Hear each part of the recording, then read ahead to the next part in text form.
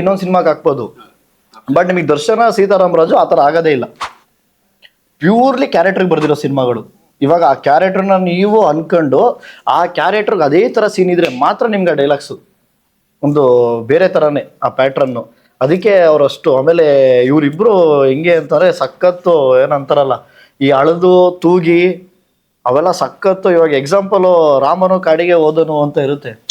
ಓದನು ಬೇಡ ಕಣೆ, ಆ ಜಾಗದಲ್ಲಿ ಏನಾದ್ರು ಬೇರೆ ಬೇಕು ಅಂತ ಅಂದ್ಬಿಟ್ಟು ಓದನು ಜಾಗಕ್ಕೆ ಏನಾಗ್ತೀರ ನೀವು, ಹೋಗುತ್ತಿದ್ದಾರೆ ಬೇಡ, ತುಂಬಾ ಮರ್ಯಾದೆ ಕೊಟ್ಟಂಗೆ ಆಗೋಯ್ತು, ಓದನು ಅಂತ. ಅಣ್ಣ ಅದು ಏಕವಚನ ಆಗೋಯ್ತು, ಮತ್ತೆ ಬೇರೆ ಏನು ಮಾಡೋದಿಲ್ಲ, ಬೇರೆ ಏನಾದ್ರು ಬೇಕು. ಈ ತರ ತುಂಬಾ ಅಳದು ತೂಗಿ ಒಂದು ಎಮೋಷನ್ ಪಾರ್ಟ್ ಆಗಿರ್ಬೋದು. ನೀವೇನು ಕಟ್ ಮಾಡಕ್ ನಿಮ್ಗೇನು ಸಿಗೋದೇ ಇಲ್ಲ ಸಿನಿಮಾದಲ್ಲಿ.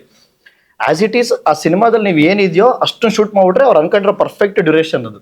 ನೀವು ಎಕ್ಸ್ಟ್ರಾ ಶೂಟ್ ಮಾಡೋ ಅವಶ್ಯಕತೆ ಇಲ್ಲ. ಆ ಥರ ಒಂದು ಟೈಮಿಂಗಲ್ಲಿ ಅಂದರೆ ಕಾಶಿನಾಥ್ ಸರ್ ಮಾಡ್ತಿರೋದಂತೆ ಹಿಂದೆ ಒಂದು ಸ್ಕ್ರಿಪ್ಟ್ನೇ ಎಡಿಟ್ ಪ್ಯಾಟ್ರನಲ್ಲಿ ಎಡಿಟ್ ಮಾಡೋರು. ಈ ಸಿನಿಮಾ ಡ್ಯೂರೇಷನ್ ಇಷ್ಟೇ ಬರುತ್ತೆ ಅಂದರೆ ಅಷ್ಟೇ, ಮ್ಯಾಕ್ಸಿಮಮ್ 1 ನಿಮಿಷ 30 ಸೆಕೆಂಡ್ ಹೆಚ್ಚು ಕಡಿಮೆ ಆಗ್ಬೋದಂತೆ. ಆ ಥರ ವರ್ಕ್ ಮಾಡ್ತಿರೋ 2 ಸಿನಿಮಾ.